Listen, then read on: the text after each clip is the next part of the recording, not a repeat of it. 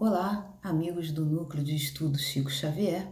Estamos aqui reunidos para podermos estudar a causa das aflições.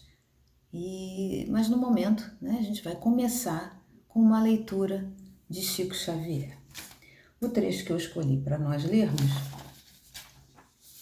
é o seguinte. Chico nos diz: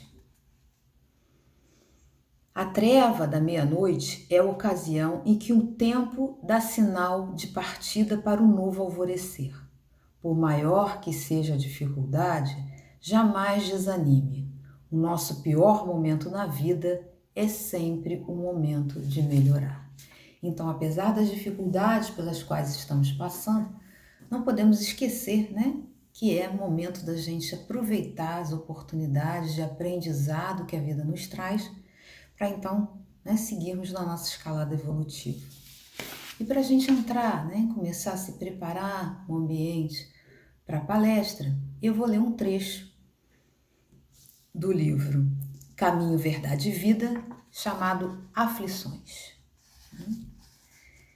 E nesse livro existe uma passagem de Pedro que diz o seguinte: mas alegrai-vos no fato de ser participantes das aflições do Cristo.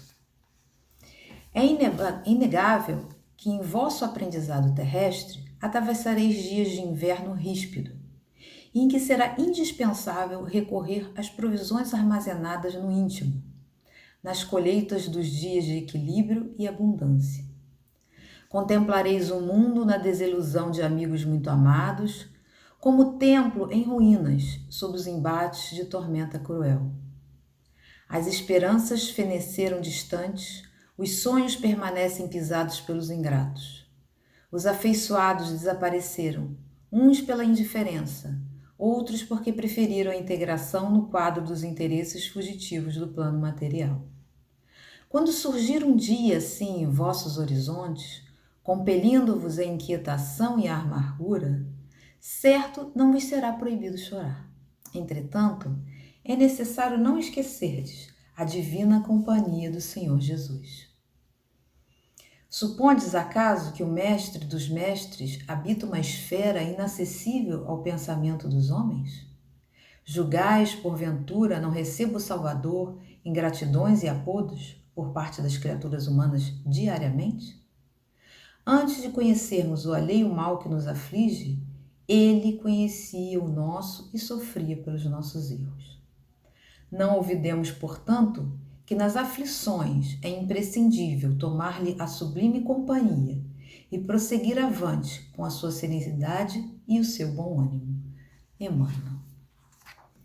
Bom, queridos irmãos, que a paz permaneça em nossos lares, e hoje a gente vai começar então a estudar a causa das aflições. A gente vai se perguntar, o que é aflição? A aflição tem uma série de significados. De acordo com Aurélio, ele pode ser agonia, atribulação, sofrimento, angústia, tristeza, dor, mágoa, enfim. Se a gente pensar e olhar à nossa volta, a gente vai ver que o mundo está cheio de dor, de sofrimento, que na nossa vivência a gente tem oportunidade de experimentar vários tipos de aflição.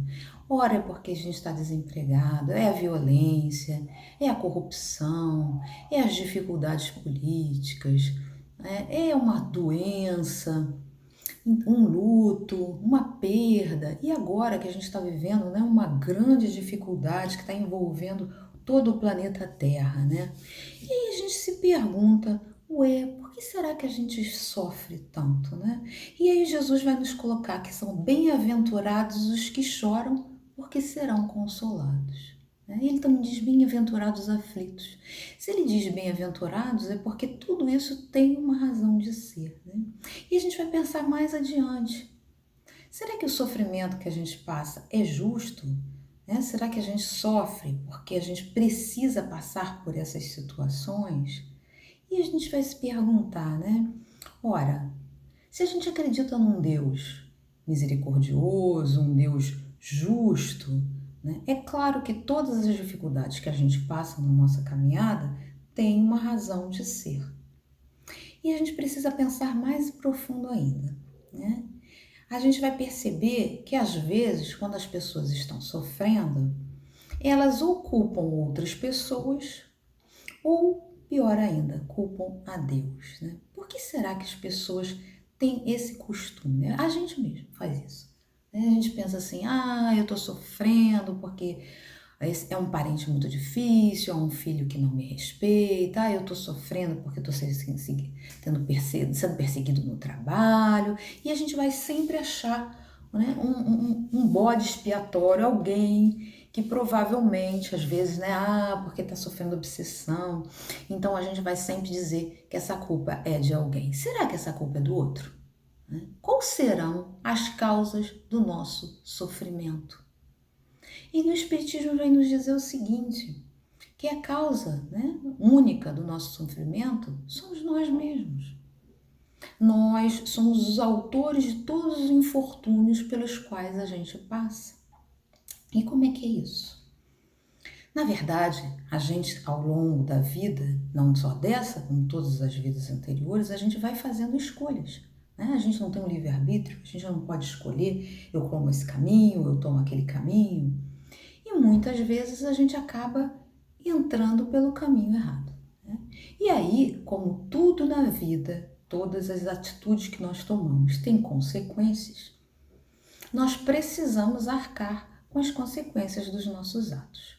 Então, todo o sofrimento pelo qual eu passo no atual momento é consequência de uma escolha minha, né? Uma escolha anterior. Mesmo que esse sofrimento venha através de alguém, mesmo que alguém venha a ser instrumento dessa dor, o que não é necessário, né? Que Jesus disse que o mal ocorrerá, né? Mas ai de quem se fizer de instrumento, né? Então, ainda que esse mal pareça vir de mãos de outras pessoas, ele é resultado, esse sofrimento é resultado, essa experiência que eu estou vivendo é resultado de alguma escolha que eu fiz no passado. Agora, que passado? Né? Existe o passado mais recente da nossa vida atual e existe o passado das vidas anteriores, né? E aí, quando a gente comete um erro, a gente vai se pensar, né? A gente sabe que todo o mal que tem acontecido, tudo que a gente passa é porque nós, né, de alguma forma, driblamos a lei, né? Erramos, cometemos um erro, fizemos uma escolha não muito boa. E aí a gente, quando transgride essas leis naturais, a gente vai ter as consequências dessa transgressão. Esse erro que eu cometi pode ter sido há pouco tempo, em escolhas feitas nessa vida agora. Como assim? Ora, né? A gente sabe que, às vezes, a gente observa, né, em nós mesmos e nos outros, escolhas feitas através da ambição, escolhas feitas através da preguiça, escolhas que são feitas, né, pelos vícios e paixões, né? Uma pessoa que se entrega aos vícios, deixa a vida dela ser governada pelo álcool. Claro que depois ele vai precisar de ajuda para sair disso, mas quem entrou foi uma escolha dele, né? E aí a gente vai percebendo pessoas que não gostam de estudar, não gostam de trabalhar, pessoas que às vezes, quando têm poder na mão, são muito prepotentes, ferem, magoam. Então são escolhas que as pessoas fazem no seu dia a dia e que vão ter consequências, né? Eu vou contar uma breve história, um breve exemplo. Eu conheço uma pessoa uma história bem comum, que muitas pessoas já devem ter ouvido. Essa pessoa casou muito jovem e ela engravidou logo depois. E ela então largou todos os seus sonhos. Ela queria fazer faculdade, ela tinha um sonho, ela largou tudo e resolveu viver só para o marido e para o filho. E depois, mais tarde, esse casamento não deu certo, ela se separou, voltou a morar com os pais. E aí, como o pai tinha uma vida tranquila e poderia bancar para ela acabou não se preocupando tanto com essa parte, né, de trabalhar, de se preparar para o mercado de trabalho. E aí ela acabou, os pais não vivem para sempre, né? O pai desencarnou, a mãe também, e ela ficou numa situação muito difícil. E para agravar essa situação, aí teve uma coisa que não foi escolha dela, né? Certamente eram alguma coisa de vidas passadas. Ela pegou uma doença que lhe causou uma surdez, né? Então essa pessoa ficou numa situação difícil da vida. Então parte dessa escolha, né, foi algo que ela precisava viver, parte foram, né, de vidas passadas, parte foram escolhas que ela fez nessa própria vida, né, em não terminar os estudos, em não procurar uma ocupação que lhe desse como sobreviver. Então a gente faz escolhas, a gente vai fazendo escolhas. E essas escolhas têm consequências, né? Então a gente sempre que estiver passando por uma dificuldade, a gente deve se questionar. O que será que eu fiz? Né? Qual teria sido as minhas escolhas anteriores para eu acabar chegando nessa situação? Né? Será que foi nessa vida? Talvez, né? E talvez a gente possa corrigir. Que isso não quer dizer, mesmo a gente precisando passar por aquela necessidade, isso não quer dizer que eu vou ficar inativo. Não, eu vou tentar melhorar a situação, sempre, né? Deus nos deu a inteligência, os instrumentos, né? A capacidade de pensar e agir para que a gente tente sempre melhorar a situação, né? Então nós somos sempre os autores dos nossos infortúnios, né? Não adianta culpar ninguém. E aí a gente vai pensar, né? Quando que a gente reconhece um erro, quando a gente acha que errou, fica mais fácil corrigir, porque a gente sabe onde está o problema. Às vezes a gente, né, e a gente tenta não cometer de novo, esse seria o caminho, né? Mas às vezes a gente viola leis, né, divinas nas vidas interiores, né? Às vezes você não sabe identificar exatamente qual foi o seu erro. Mas quando a gente começa a observar as nossas atitudes, a gente pode perceber onde estão os nossos pontos fracos. Por exemplo, né, se alguém faz alguma coisa para mim e eu sou logo uma coisa que eu não gostei, eu sou tomado de raiva, eu tenho vontade de revidar, a gente vai perceber, né, que uma das nossas dificuldades é controlar essas emoções, né? E a gente pode trabalhar nisso. Então é possível que eu tenha errado outras vezes. Se eu ainda tenho esse instinto de revidar, é provável que eu tenha revidado em outras ocasiões. Então a gente consegue perceber algumas coisas e começar a trabalhar, mas para isso a gente precisa prestar bastante atenção, né? E a gente vai perceber também que aqui na Terra, alguns erros que a gente comete atualmente, né, eles vão ser, né, imediatamente percebidos pela lei material e a gente vai começar então a passar pelas dificuldades, né, pagar, digamos assim, os erros que cometemos. Por exemplo, se a pessoa vai e assalta, faz um assalto à mão armada, né, ela cometeu um delito das leis naturais divinas e um delito das leis dos homens. Se ele for preso, ele vai ser, né, vai ser colocado na penitenciária, vai ser julgado, se condenado, ele vai pagar pelo erro que ele cometeu. Mas algumas vezes a gente comete algumas faltas que não são percebidas pelas leis humanas e elas vão passar, né, desapercebidas, porém não pelas leis divinas. Nós teremos que arcar com as atitudes que tomamos, né? Tem no livro Ação e Reação do André Luiz, tem um exemplo do Antônio Olimpo, né? O livro começa com uma visita que André Luiz faz juntamente com outros mentores na casa do Luiz, que é filho do Antônio Olimpo. O Antônio Olimpo, na verdade, os pais haviam falecido e deixado uma herança. E como ele queria a herança toda para ele tinha 2 irmãos, ele planejou o afogamento dos 2 irmãos. E pareceu tudo na época que havia sido um acidente. Então ele passou ileso das leis dos homens. Mas claro que ele não passou ileso das leis divinas, né? Toda ação vai ter uma reação, as consequências. E ele então começa a sofrer as consequências. No momento da história, a consequência tem como instrumento, que também não é questão, ninguém é obrigado a fazer mal, né? As pessoas que se colocam na posição de instrumento, os próprios irmãos que começam a se vingar. E uma das vinganças é atormentar o filho dele, né? Para que o filho dele, né, enlouqueça, né, e uma série de questões que a gente vai ali pegar, né? Então, o que que acontece com o Antônio Olimpo? Ele tá lá sofrendo, ele desencarnou, ele tá sofrendo, ele foi para um lugar difícil e o filho dele também está sofrendo com a situação. Que, claro, também deveria ter uma possibilidade disso. Claro que ele também cometeu algum erro nas vidas passadas, né? Nenhum desvio, então, é esquecido, né?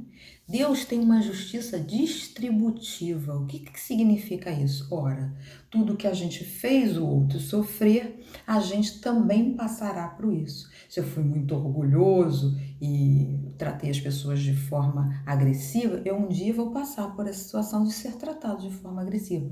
Se eu usei mal o dinheiro que veio parar a minha mão, ao invés de distribuir com a caridade, de criar empregos, se eu usei só para o meu interesse, na próxima encarnação provavelmente eu virei, né, com dificuldades financeiras, as mesmas dificuldades que eu criei para outras pessoas, né? Então, sim, né, a gente vai então sofrer as consequências. E a gente vai pensar, nossa, né, se isso é castigo, né? Então eu fiz uma coisa errada e eu sou castigado.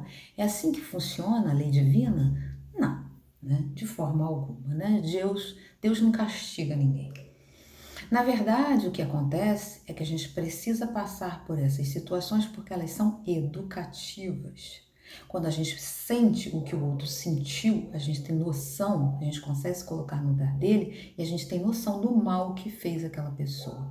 E mais facilmente a gente percebe que aquilo não é bom, né? Quando a gente sofre na pele, a gente entende que não é bom passar por aquilo, então eu não devo fazer com o outro também, né? Então essa questão é muito importante, a vivência vai nos mostrar, né, que a gente deve ter uma atitude diferente, né? E é claro, tem uma questão muito importante para a gente entender como é que funciona esse resgate da lei.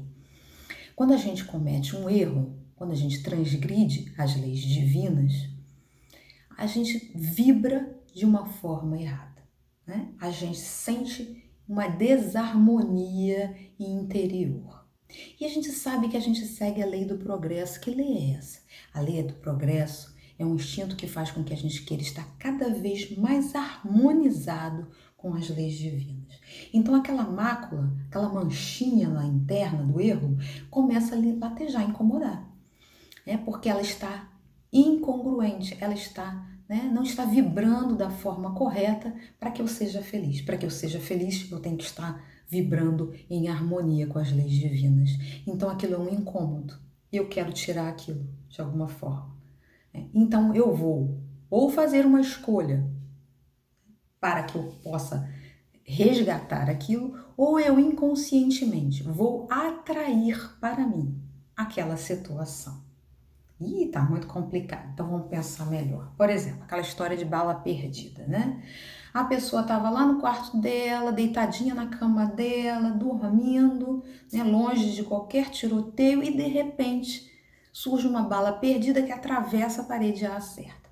Será que aquela bala foi perdida ou aquela bala tinha um endereço?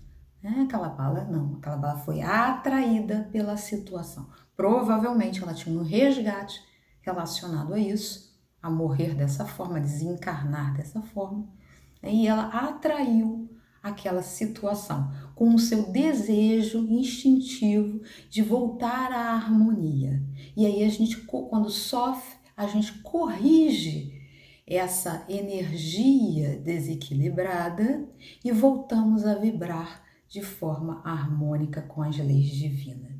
E damos um passinho, né, a mais na nossa escalada evolutiva. Então é assim que funciona. Eu vou contar uma história, né, para a gente entender o que acontece. Porque quando a gente comete um erro, o que é preciso fazer? Ora, temos que reparar o erro, né? Se eu fiz uma, por exemplo, vou dar um exemplo. Digamos que um dia, num acesso de raiva, eu fui numa loja, não gostei do que a pessoa fez, eu fui lá e taquei uma pedra e quebrei a vidraça da frente da loja, né? Então eu cometi um erro. Mas agora eu estou arrependida e eu quero corrigir o meu erro, né? Então a primeira coisa que eu vou ter que fazer é reparar o erro. Então se eu quebrei o vidro, eu vou ter que consertar o vidro. Depois eu vou ter que espiar a falta. Então eu reparo e eu vou espiar essa falta. Ora, Eu transgredi uma lei e eu vou ter que pagar por isso, né? Outra coisa, eu tenho que provar mais tarde que mesmo irritado, eu não vou cometer aquele mesmo erro novamente, né? Então, essas são as etapas que a gente passa quando a gente corrige. E como eu falei agora há pouco, algumas vezes eu vou atrair essa situação de correção naturalmente, pelo meu desejo, né, instintivo de me harmonizar com as leis divinas. Outras vezes eu vou escolher essa situação. Vamos ver isso. Um exemplo. Existe um livro de um rapaz chamado Luiz Sérgio, né? Um jovem que fala de uma linguagem mais jovial, e ele conta, né, que ele desencarnou através de um acidente de carro. Ele e 3 amigos vinham dirigindo, e eles sofreram um acidente e ele desencarna nesse acidente. Mais tarde, ele escreve vários livros, mais tarde ele conta, ele descobre que por que ele desencanou daquela forma jovem, né, através de um acidente. Então ele descobre que numa encarnação anterior, não a última, uma reencarnação dele, ele tinha sido padre, frade, e ele tinha um outro frade que ele não gostava. E nessa convivência ele bolou uma forma daquele frade sofrer um acidente e desencarnar. Então ele fez uma armadilha que o frade caiu, acabou morrendo e todos acharam que havia sido só um acidente, né? Mas aquela manchinha ficou vibrando lá nele, né? E ele então queria corrigir. Porém, né, chegava na hora da encarnação e os mentores falavam: não é hora de você então saldar essa dívida, se livrar dessa manchinha, começar a vibrar de acordo com as leis divinas. E ele falava: não estou preparado ainda, me dá mais um tempinho, não, vou postergar um pouquinho quando eu estiver mais maduro para passar por essa situação. Então eu desencarno através de acidente. Só que ele foi postergando isso. E um dia, né, a espiritualidade superior achou assim: ele já está maduro, ele já pode passar por essa situação, sim.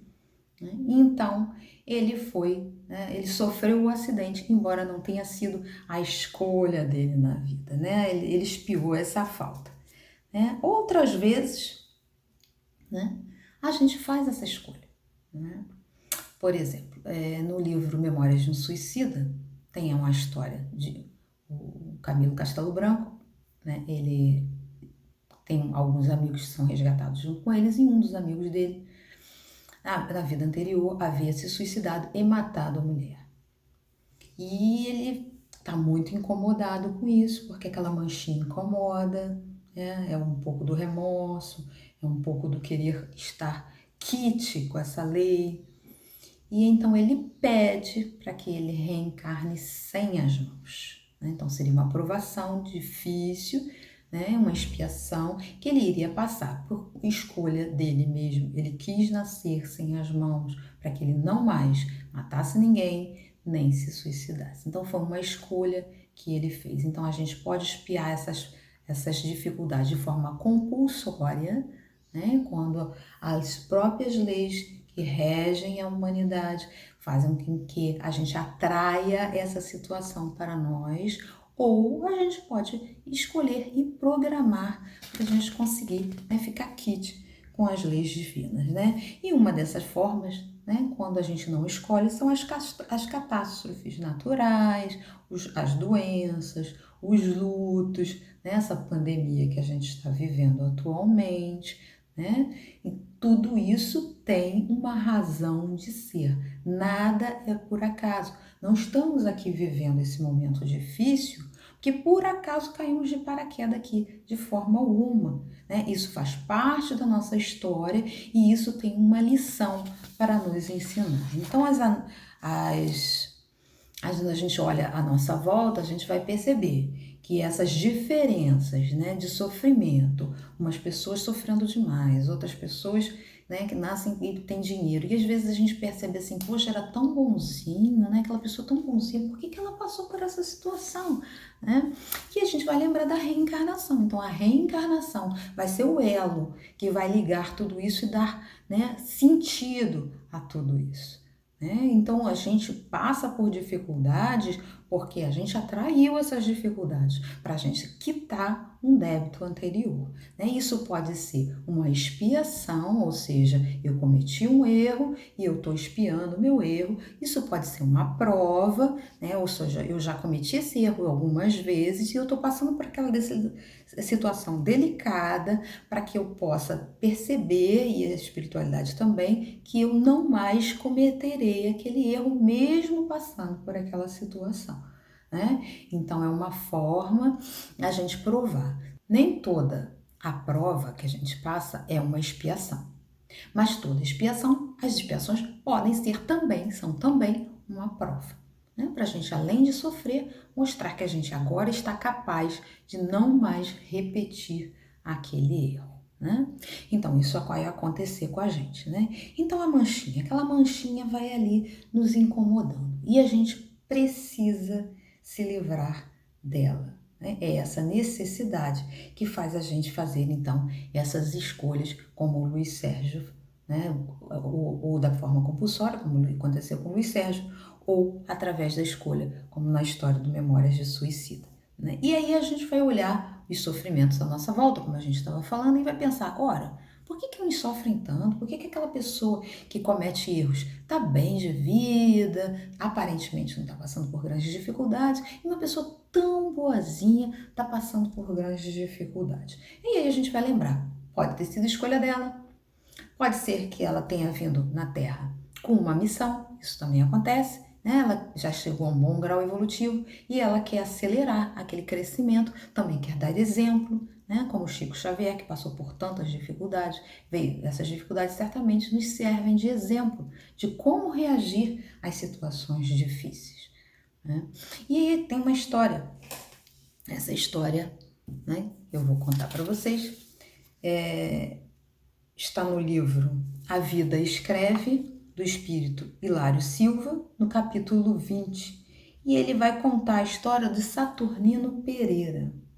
Saturnino Pereira era uma dessas pessoas que a gente convive e que parece, nossa, uma pessoa tão equilibrada, né, tão boazinha, dedicada, caridosa. Ele frequentava o centro espírita, era muito interessado. E no trabalho dele ele sofre um acidente e perde um dedo.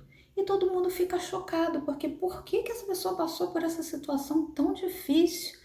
Por que ele perdeu esse dedo? Uma pessoa tão bondosa, tão caridosa, tanta gente fazendo maldade, não passa por nada, né? E aí foi-lhe dado saber, a espiritualidade certamente achou que tinha alguma utilidade, deixou ele saber que, na verdade, numa encarnação anterior dele, ele havia cometido um excesso e ele tinha um escravo. Num acesso de raiva, de incompreensão, ele passou o braço desse empregado numa máquina de moer.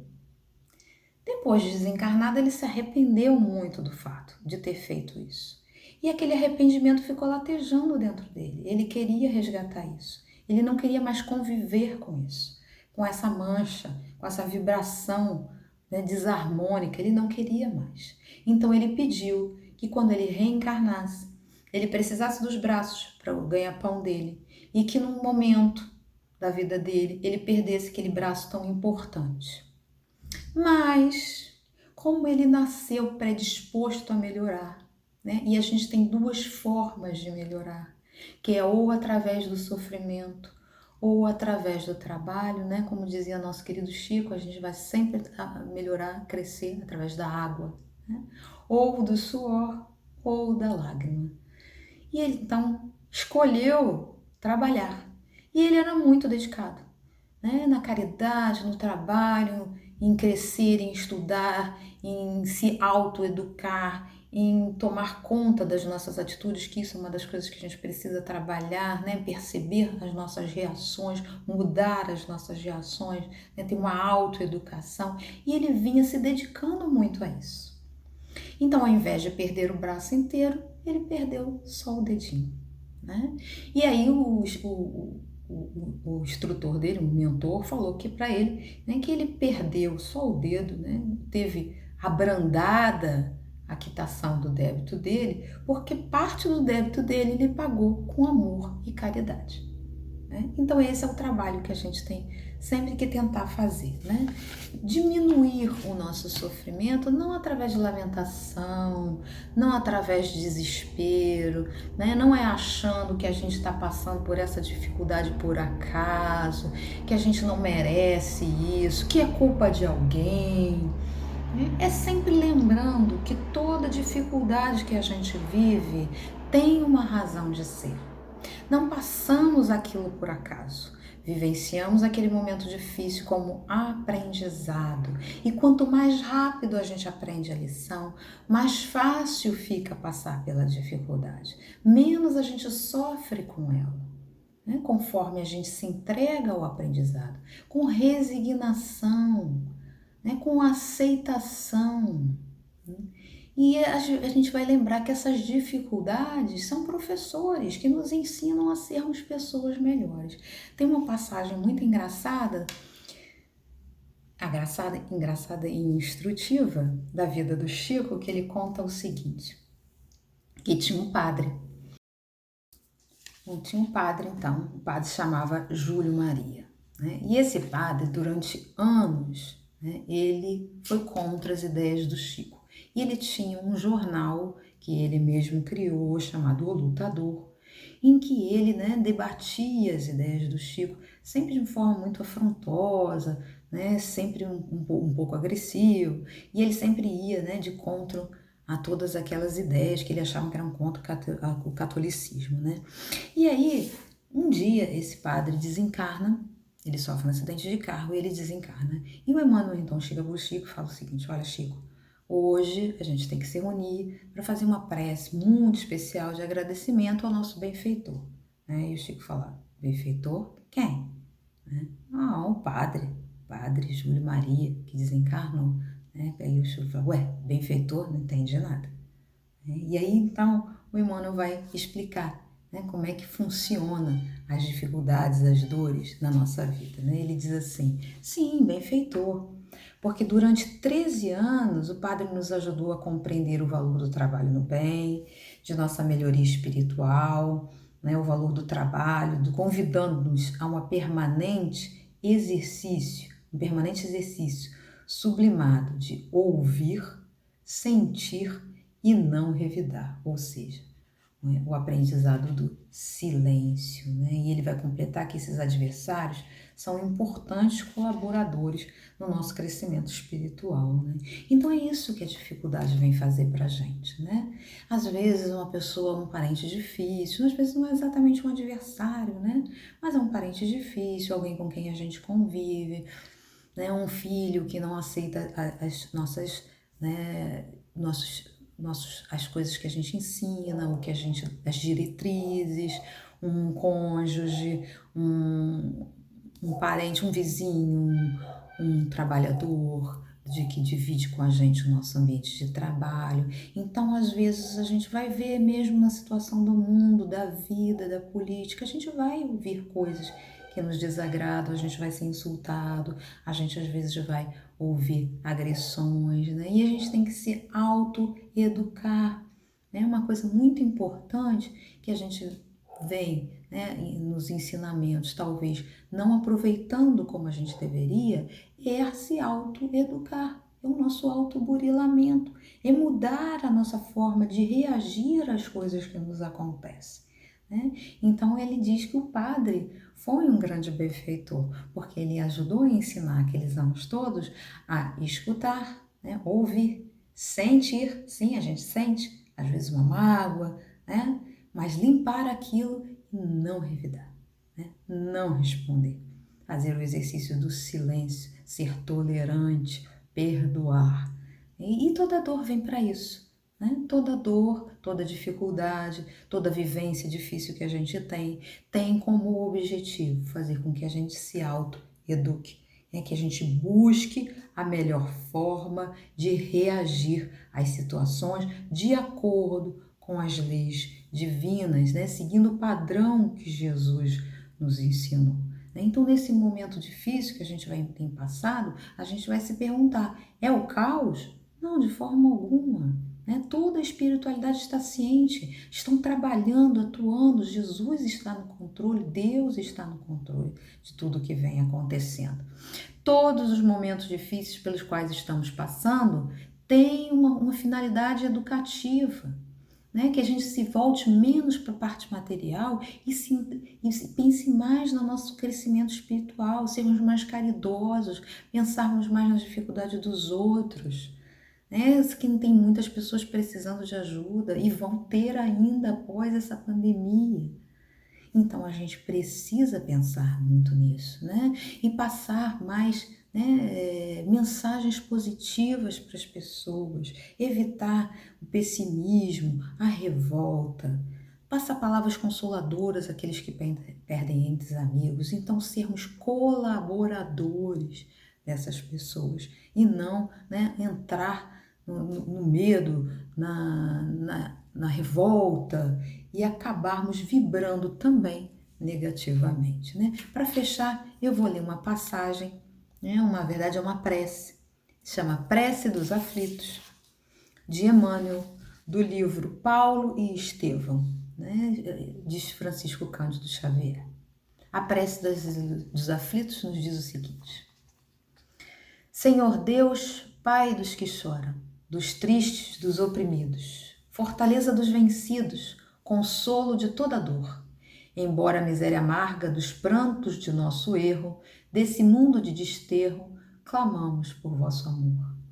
Nas aflições do caminho, na noite mais tormentosa, vossa fonte generosa é o bem que não secará. Sois, em tudo, a luz eterna, da alegria e da bonança, nossa porta de esperança que nunca se fechará. Quando tudo nos despreza no mundo da iniquidade, quando vem a tempestade sob as flores da ilusão, ó Pai, sois a luz divina, o cântico da certeza, vencendo toda aspereza, vencendo toda aflição. Então é momento de nos apegarmos a Deus, a Jesus, é momento de orarmos, né, de entrarmos em prece por todos que sofrem, pelas dificuldades, ajudar no teor vibratório da Terra, né, já que agora não estamos podendo nos encontrar no núcleo espírita, fazer com que nossos lares sejam uma extensão desses núcleos, né, levando amor, luz, vibração positiva, pensamentos bons, certeza no amanhã, certeza de que não estamos órfãos, que Deus cuida de nós todo o tempo, que a espiritualidade está a postos para nos auxiliar. Isso não quer dizer que a gente não vai passar por momentos difíceis.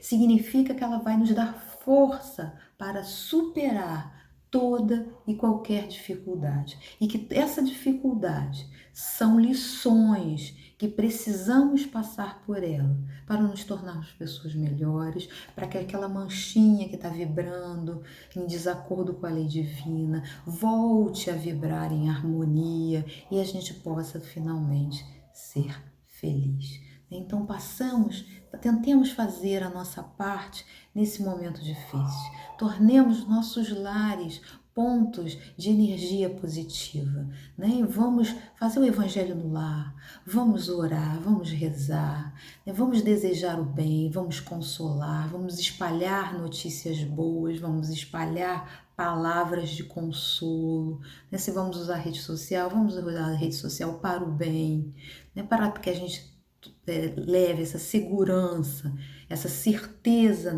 na nossa vida para os outros também, né? Então que nossos lares sejam luzinhas a brilhar nessa escuridão pela qual passamos agora, auxiliando a espiritualidade maior a levar, né, para todo o nosso planeta Terra luz, paz e harmonia, e permitindo também que os espíritos superiores, através das nossas vibrações positivas da prece, dos pensamentos positivos, da resignação, possam também nos auxiliar.